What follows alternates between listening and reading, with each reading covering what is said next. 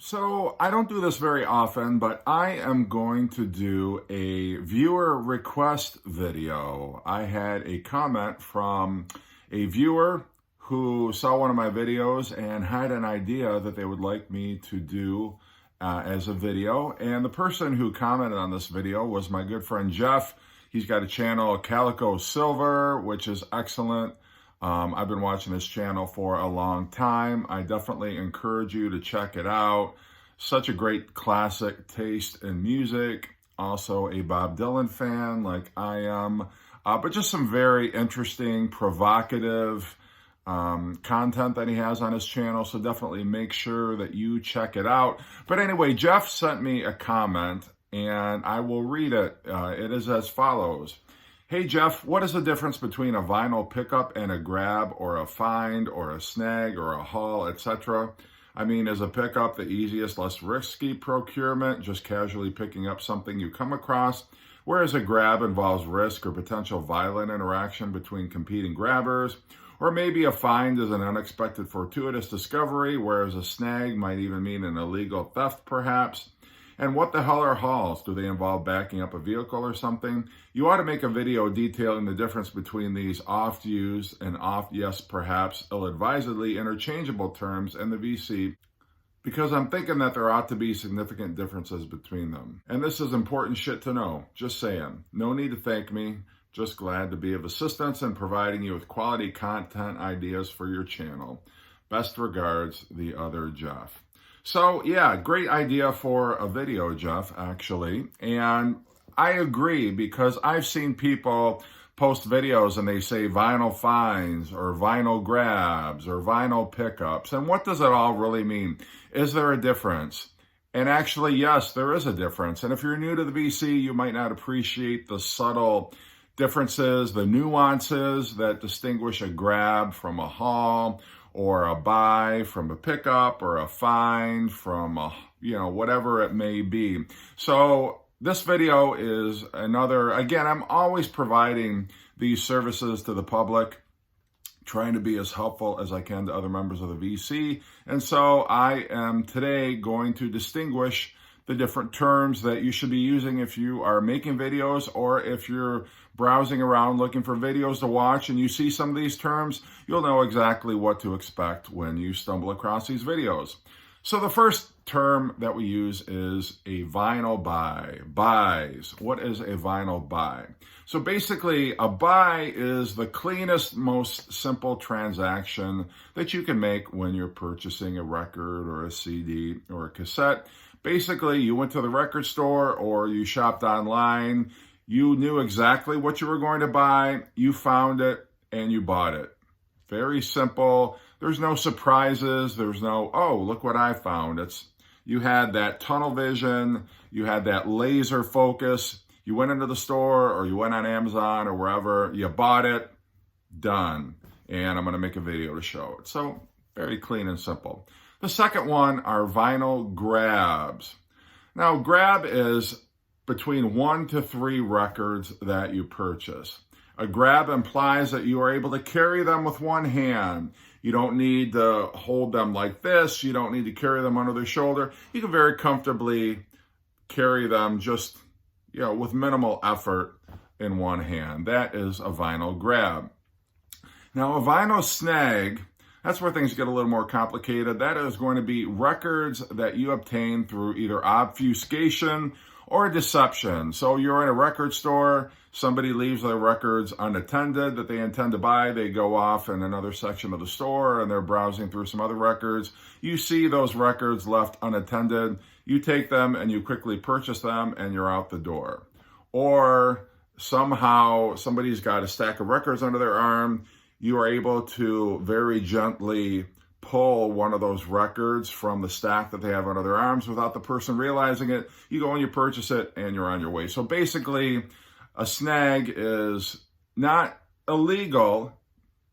Morally, ethically, yeah, it's a little bit questionable, but it happens. I've done a video on this before where I almost did a vinyl snag, but thought better of it. May want to check that video out. The fourth term is pickups. What is a vinyl pickup? So a pickup is anything 3 to 5 records. That's going to be a vinyl pickup. It's inconvenient to carry that number of records without a bag, basically. So if you're getting between 3 or more records, it's going to be a little uncomfortable to hold them in one hand. You may have to put them under your arm. You're going to ask the clerk at the record store for a bag. That is vinyl pickups, and that's when you see that video, it's going to mean that there's going to be at least 3 or more records involved in that video. Now, then we get to record hauls. What is a record haul? A record haul is 15 records or more that you purchase, either online, maybe you got a lot sale or something like that, or you went to the record store, but you bought at least 15 records, sometimes more. Maybe you got them at a garage sale, an estate sale. Somehow you came into possession of at least 15 records. Usually it's more. Usually it's, 25, 30, 40, upwards of 100 even. Knock yourself out, whatever it is. But that's going to be your vinyl haul. Now, next term that we're getting to is vinyl finds. What is vinyl finds? Vinyl find is a rare or unexpected record. You are out record shopping and holy crap, look at that. It's a grail, or it's a very rare record I never expected that I was going to see out in the wild. Holy crap, it takes your breath away. So that's going to be a vinyl find, something that you went in, maybe not sure what you were going to buy, but you sure as hell didn't expect to find this. Holy smokes. So that's pretty much the enthusiasm when you have a vinyl find. That's what you muster in terms of enthusiasm. Now, the next term is vinyl steals. Vinyl steals are records that you obtain through illegal means. Now, that could be shoplifting. It could be you're house sitting for somebody and you take some of their records thinking that they're not going to notice.